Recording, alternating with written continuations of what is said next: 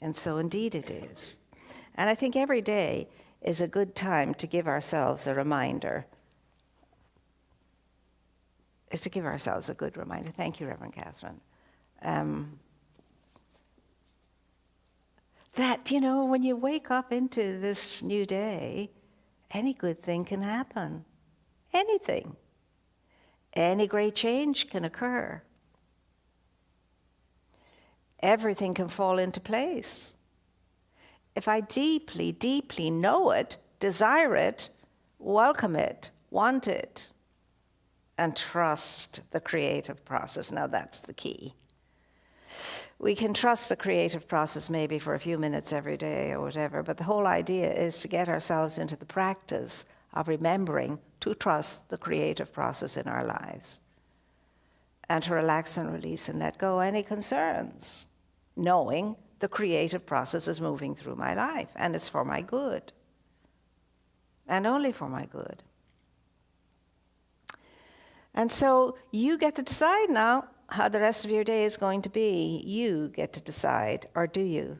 Or do you allow all that committee in your head to decide what the rest of your day is going to be? But you can pull that back and say, I'm beginning again. This is how my day is going to be, and this is how I'm going to be in it. Great power in that. Great power in that. And then even though you have your doubts, and you feel a little niggled at time to time, you say, oh no, that's just mortal mind trying to disrupt my program and go back on track. I know that I'm divinely guided, divinely guarded, divinely led along the correct path of my life. And trust it. Now, that's hard to do in the beginning when you don't really know how to trust that which you cannot see. But you certainly can feel it if you allow yourself to do so. And feeling the true essence of being is far greater than just seeing something all the time that may change, come and go, and so on. So trust the hidden aspect of your life, because it's not something that comes out there to you and through you. It's something that's already in you, and when you get out of its way, it reveals itself through you.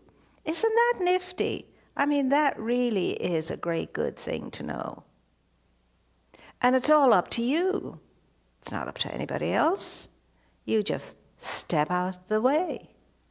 Okay, I'm feeling down, I'm feeling sluggish, I'm feeling miserable. Nevertheless, I'm stepping aside from that and I'm allowing the knower within me to know, the doer within me to do, the seer within me to see. Can you do that? 3 yeses. That's a start. Yes, you can is the answer. Will you do it is the question. See, that's the question. Will you get out of your own miserable way, your own cranky way, and allow the joy that is you to be the joy in the world that the world so badly needs? Have you noticed? So your life is going to be exactly what you think it to be and what you feel it to be. That's exactly what your life is. It'll show up as what you think, it'll show up as what you feel. So you better keep a tight reins on what you're thinking and what you're feeling. Yes? Yes. Well, now, we're in the 3rd day of the season for nonviolence, and today's consideration is caring. According to Peter McWilliams, nonviolence toward the self is caring for oneself. It is what the Greeks call the reverence of the self. Real caring is not just what we say, but what we do and who we are. Make a list of at least 5 ways you can take better care of yourself and practice at least one of them today. Can you do that? 5 ways you could best take care of yourself, and hone in on one today, and then go down your list until you've honed in on all of them. Now, this is practical stuff, and the great planet Earth is nothing more than a big schoolroom. So that's your lesson for today. Don't neglect it. All right? I love the season for nonviolence. Ahimsa is the Sanskrit word for it, and it has been loosely translated as nonviolence, but it's more than that. It's sort of an integrated self, so a self that's not bothered by appearances or whatever. It's like some of us can meditate in a room full of noise and sounds and all of that, and some of us can't stand it. Well, planet Earth can be a very noisy room at times. So we have to pull ourselves back all the time from what the appearances look like. Now, here's what you'll learn as you grow long in the tooth. Things are never what they appear to be. So, whatever it is you're looking at, you're not seeing the whole picture. Whatever you think you've recognized may not be what you think you've recognized. Whatever you think is not always a truth. Be careful what you think. Most of what you say is nonsense. Be sparing with the way you speak. We just open our mouths and just launch the mouths and let the mouths say whatever the mouths are going to say, you see. But there's no driver behind it most of the time. And that's why we upset each other and annoy each other and hurt each other. As the poet said, the stripes from a whip can scar the body, but the stripes from the tongue can mar the very soul. Sometimes it's quicker to heal physically than it is emotionally. So we have to be careful, and that's a very good thing for us to ponder today. I picked up this book this morning, and I love it. I loved it from the first time I read it. Awareness, the Pearls and Opportunities of Reality. And it's by Anthony de Mello, and he was a Jesuit priest, an Indian Jesuit priest, so he has that flavor in the way he thinks. Great guy. And I didn't even have to look at there was a little thing in a page, and I opened the page, and I thought, well, that's great. We certainly could share that. And then I opened another page, and I said, well, that's great. We certainly could share that. Because they all had their little things. All of my books are marked. So this one, I opened it at this.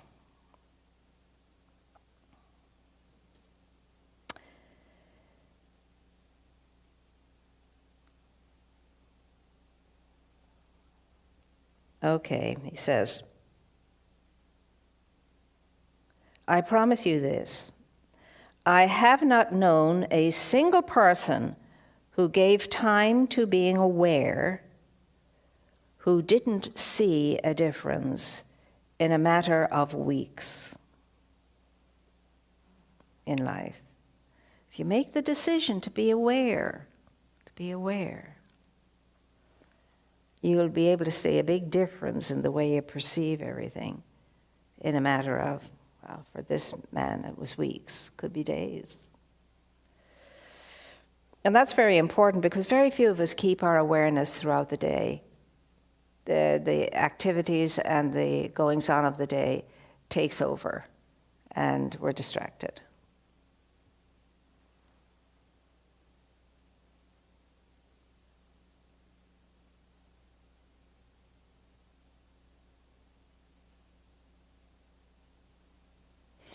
And he goes on to say, in fact, they react less and act more. So you ask yourself, am I reacting throughout the day or am I acting consciously throughout the day? Most of us react, especially if it's something we don't like. You see things you've never seen before when this happens. And he says, there's a lovely saying in the Tanzu, a great Chinese sage's writings, that I took the trouble to learn by heart. It goes, when the archer shoots for no particular prize, he has all his skills. When he shoots to win a brass buckle, he is already nervous. And when he shoots for a pot of gold, he goes blind, sees two targets, and is not in his right mind. His skill has not changed, but the prize divided him. Does that make sense? Made perfect sense to me. He thinks more of winning than of shooting. And the need to win drains him of power. Isn't that an image of what most of us do, he says? When you're living for nothing, you've got all your skills, you've got all your energy, you're relaxed, and you don't care. It doesn't matter whether you win or lose. Most of us are in that category.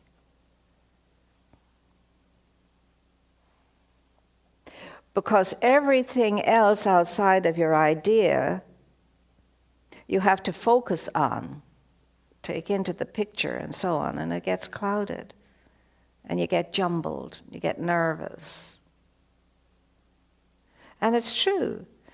And when you watch children playing for no particular reason, they have great fun. Great fun. But when it starts to become a competition, very different. Very different. You see, that's the thing. Are you doing something for the pure joy of it as a free agent, or are you a competitor? It changes the whole energy. And why is it we feel we always have to win anyway? It's okay not to win. After a certain time, you surely must have enough marbles of your own. You don't need theirs. So just enter in and enjoy it. When I was a young teacher in England, in Wimbledon, my high school was in Wimbledon. We used to play badminton every Sunday, friends of mine. And I just loved it. It was great exercise. And badminton is so much easier than tennis. That little shuttlecock is so much lighter, and so is the bat. But my goodness, even when we weren't playing for a prize, some of those people entered into that court like gladiators. Win at all costs. And my partner one day was a friend of mine, and she just loved to be dainty and pretty and all of that. And so we were playing, we're ready for that shuttlecock to come over the fence. And doubles are harder because you have to make sure you take care of one. And she's over here and she's going.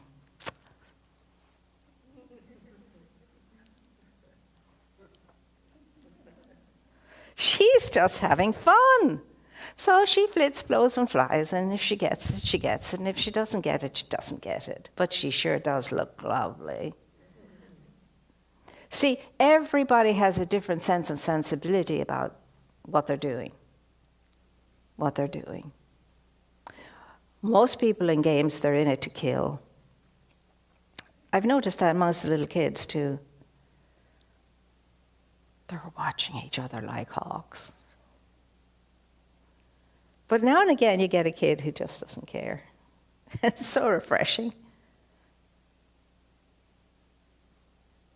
We have to be very careful because that's a very, very nice little tale. You know, when you're not in it to win it and you're not in it to lose it, you're just in it to experience it. You've got a laser vision and everything goes well. The best of all winners are the ones who know how to lose and be gracious when someone else wins. Be happy for them. So, here the good priest says, the three most difficult things for a human being are not physical feats or intellectual achievements. They are first, returning love for hate.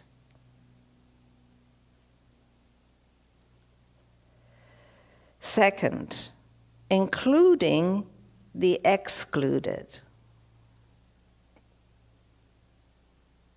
Third, admitting that you can be wrong when you're wrong. Those are three very different things. But if you and I were to practice those principles for a week, we'd probably find that our week went much better than ever it did before. Returning love for hate, that's big and that's not easy.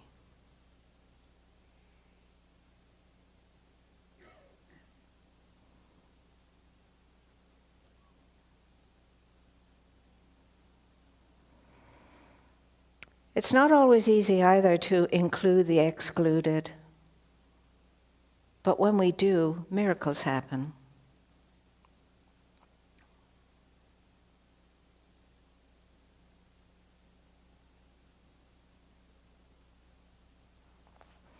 And how many of us are good at admitting when we're wrong? This is just basic fundamental spiritual principles these are. Now, if you only practice those three and built the rest of your sense and sensibility on those three things, you'd be a so much happier person, a freer person.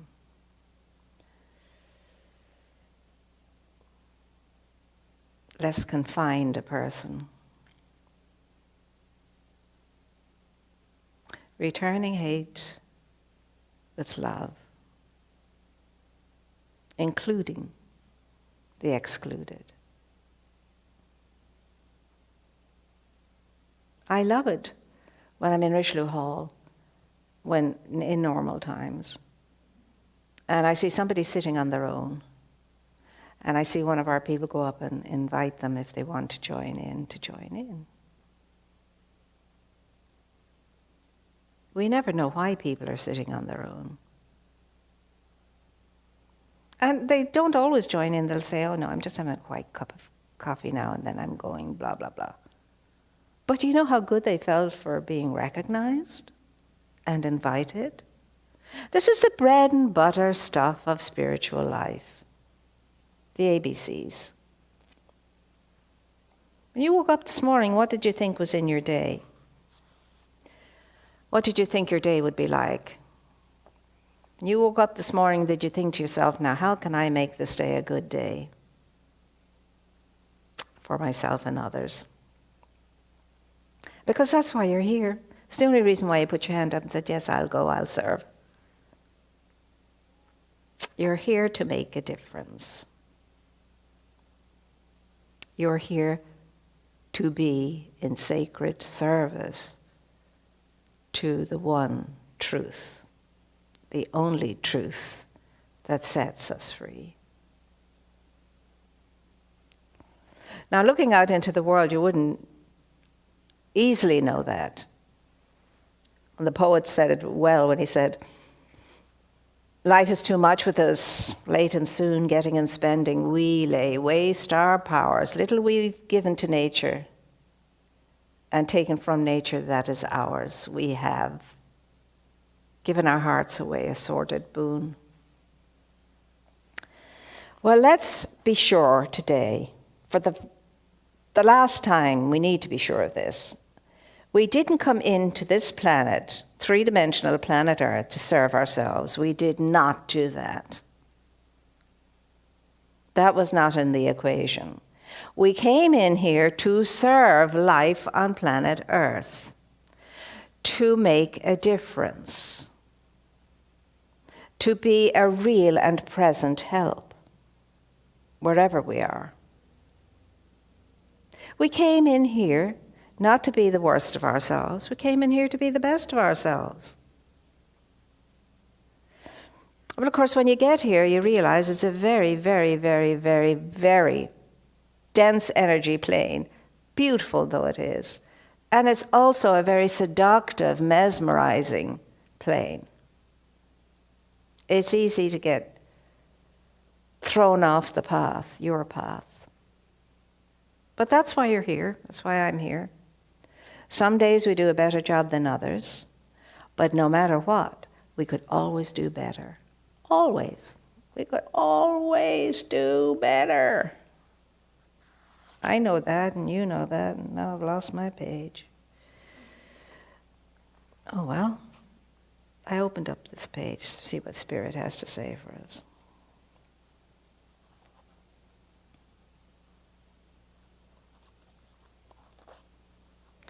He says here, it's marked, I have it start. You cannot just want to be an imitator of Christ.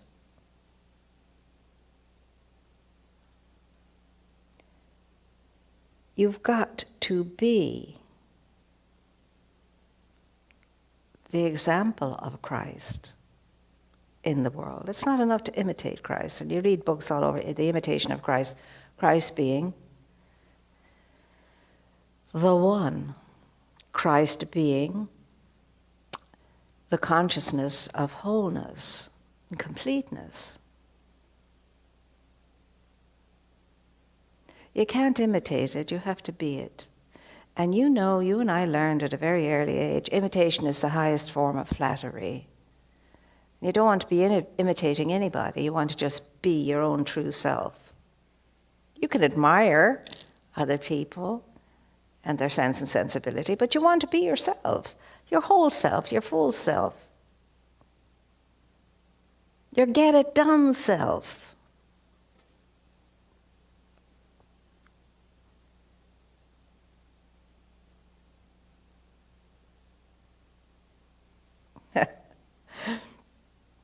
And he says here, I love the way he thinks, he says, don't go around apologizing all of the time for the mess up you've made or the mistakes you've made. He said, think about it very carefully, and the next time you want to make amends, share with the person you upset in this way.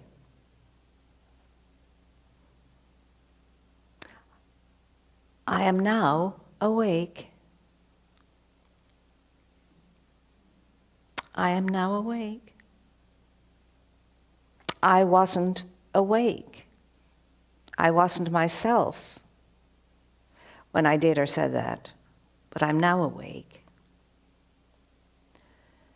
And I trust I can stay awake. See, it's all about being awake, present to, seeing it as it is in reality. The spiritual masters were always able to look out into the world, and regardless of what they heard or what came at them, they could always pause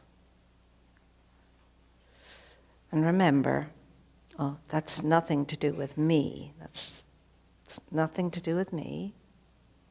That's that individual's decision to be this way, to think this way, to conclude this way. I don't have to get upset. I don't have to be hurt. I just have to understand. and include the excluded. Draw a wider circle of wisdom and compassion and understanding and love around the barrier the other may have erected to include them in. Now, I'm not saying any of this is easy, it's not. But that's what it is to be really a spiritualized person. The problem with the world is, if you haven't noticed, most people out there are egos bashing each other and themselves.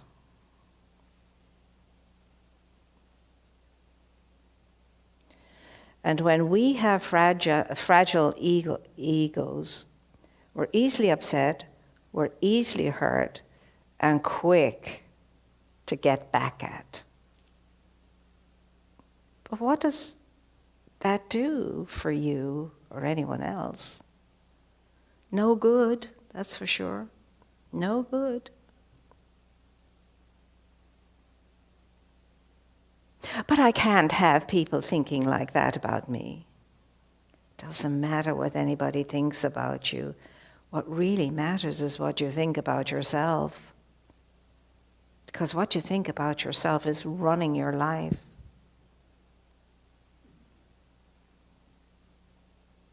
What you think about yourself brings the experiences you're having into your life. Bless everybody into their own good, into their own inner wisdom. I'm not saying you have to hang out with people who are upsetting in that way. Not at all. But you can always bless them. And in that way, you're including them in your circle of light and life and love. Do no harm. Do no harm to yourself. And if you do no harm to yourself, you will not do any harm to anybody else. You couldn't. It's not in you to. Every day, at the end of the day, it's a wonderful thing to ask yourself the question, did I do any harm today? To yourself or something or someone else. Did I do any harm today?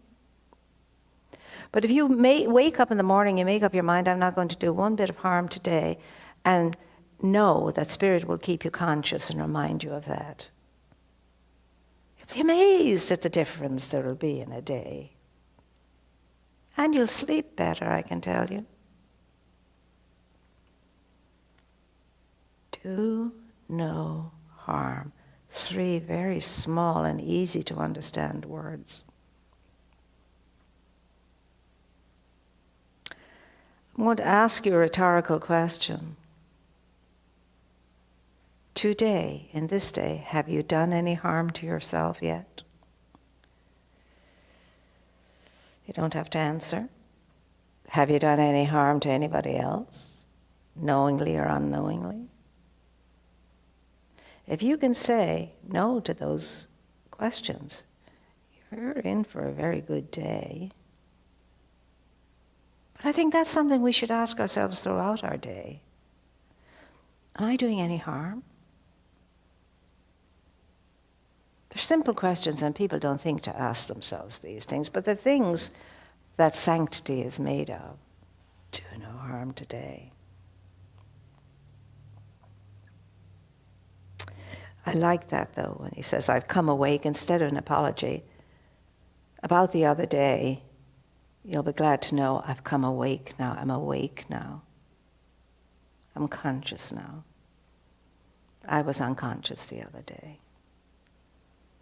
People will look at you funny, I know, to begin with, until they know what you're doing.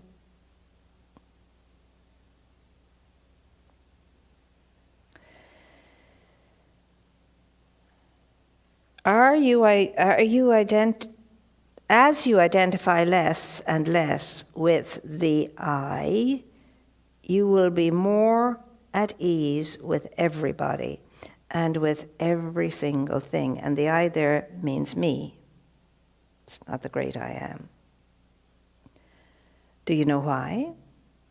Because you are no longer afraid of being hurt or upset or disliked. You no longer desire to impress anyone. Can you imagine the relief when you don't have to impress anybody anymore? Oh, what a relief, he says. Happiness at last. You no longer feel the need or the compulsion to explain things anymore all the time. It's all right. What is there to be explained anyway? And now you don't feel the need or the compulsion to apologize all the time. And that's where he says, instead say, I am awake. I would ask us all to note our awake moments in our day. You'll notice the difference when you're awake and when you're asleep. When you're on cruise control. You're not, see, on cruise control, you're not as vigilant as you would be if you had to manually take care of things. But you are in this world for some great, great good. Most of us don't even know what it is. But we're in the world for some great good, and we're in the world as a sort of a pillar, a building block, a support. That's why we're in the world, especially those of us who are in the world right now. That seems to be such a mess. So we need to be those sentinels along the road of life that keeps shining the light forward, shining the light forward, shining the light forward. And lightening the path for others. And it's not easy. And there are days you'll completely forget all of this. And you'll be in a certain frame of feeling and thinking. And it'll seem very dark and very heavy. And you'll think, will I ever feel better? Will everything change for the best? And yes, the answer is, of course. What will help that to happen when you're in this frame of reference? You're wanting it, you're desiring it, you're inviting it in. There's another little piece that he had.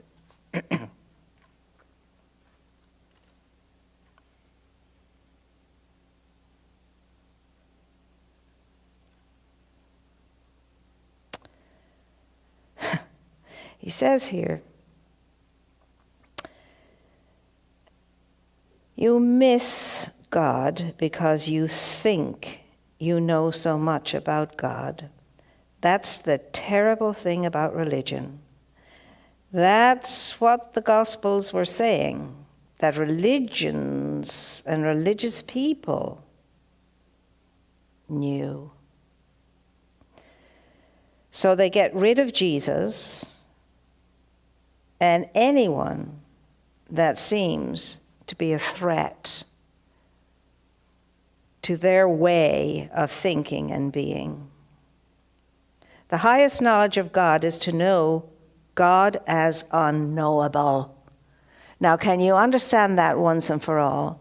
You're never going to fully know God. God is unknowable. We cannot fully understand the infinite truth because our human minds are limited, and therefore we cannot fully understand the infinite God. I learned that in first grade catechism. I hadn't a clue what it meant. It comes back to my mind regularly now. God is unknowable until we merge with that which can be known. And all the religions are busy working to tell us about God and who God is and what God is and so on. with three-dimensional thinking. The only way you can know God, any one of us can know God, is through experience. We have to experience God to know God. We have to make ourselves available to experience God so that we can have that true sense of I'm not just this failing human being that's all the time making mistakes and blowing it. I'm so much more than that. All of life is so much more than that. Now, do you want to keep your focus on that? Do you want to keep returning back to whence you came so that you can wake up again and recognize who you are and what you are and how you can be? Or are you always going to worry yourself? Are you always going to be running here to see if you can find it here, maybe see I can find it there? And doesn't Jesus say the kingdom of heaven is not low here or low there? The kingdom of heaven is within you. After 2,000 years, we still don't know that. Why is that? Because we look for it everywhere, but where it is,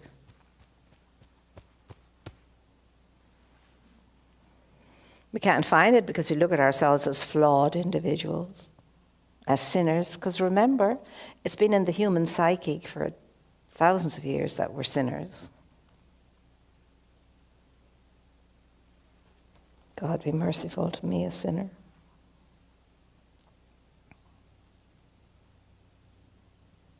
You are not your sin. You're not your mistakes.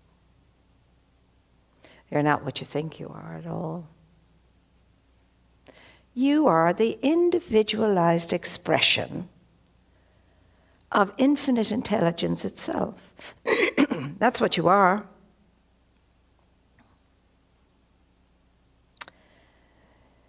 You might think of it like this. One day God had a thought, and the thought God had was you. And the God who thought you brought you into being as an individualized expression of itself, as an aspect of itself.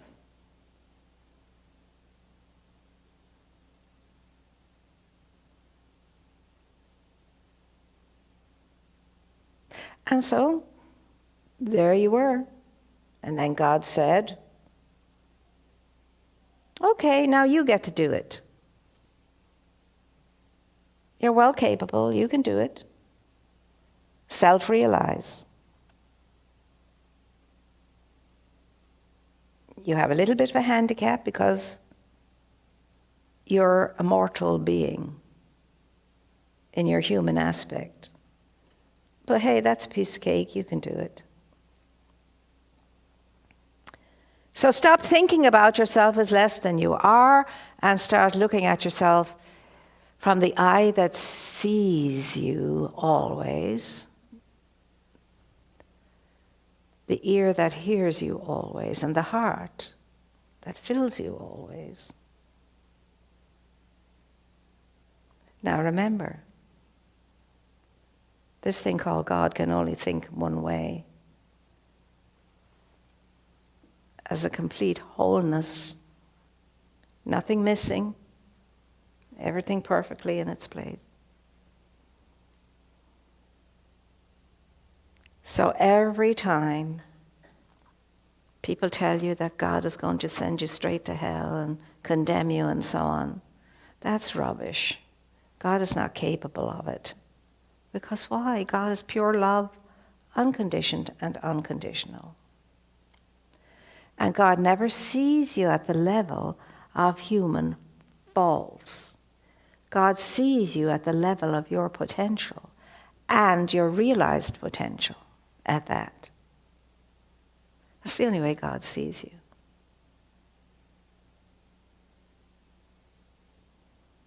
As your completed self. Now, if you could start seeing yourself like that, oh, yes, we'd all be walking on water. We wouldn't need to get a plane to go anywhere. Now, for the rest of the day, what you're going to do is remember, I am empowered by the one who created me. And the one who created me entered into me and never left. So I'm always in the presence, and the presence is always in me, and I can always call upon it along the lines of truth.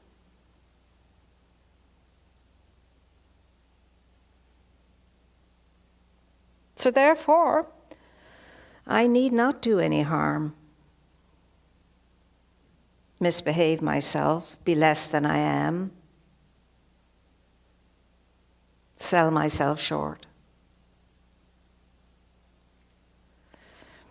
There's no one to condemn us except ourselves, which is an interesting concept. Oh, didn't Jesus say to the woman who was caught in adultery, "Woman, has anybody condemned you?" No. No, Lord. Then go. Change your ways. Be the better that you are.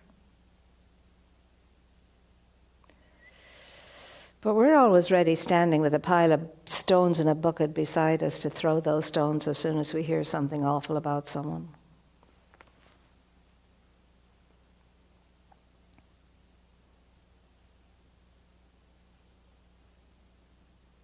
No more stone throwing.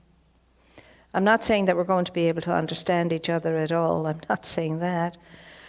But we can know that that behavior or whatever is not the true essence of that being. And bless the true essence. Yeah? All right. Are you going to make a resolution for yourself now? Close your eyes for a minute, make a resolution, decide what you're going to, how you're going to proceed today, and in a way that makes a difference. And then give it over, hand it over. Over and out, you say.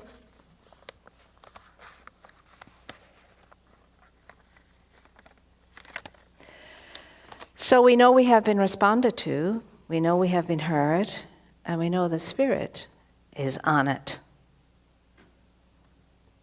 It's great to be in the sanctuary with you on a Wednesday. It's so nice and relaxed. And so we're going to now bless our abundance and share from it, and know for everybody enough, so that enough is always plenty, for people to be able to live in peace and gratitude and have the strength and the energy to self-realize.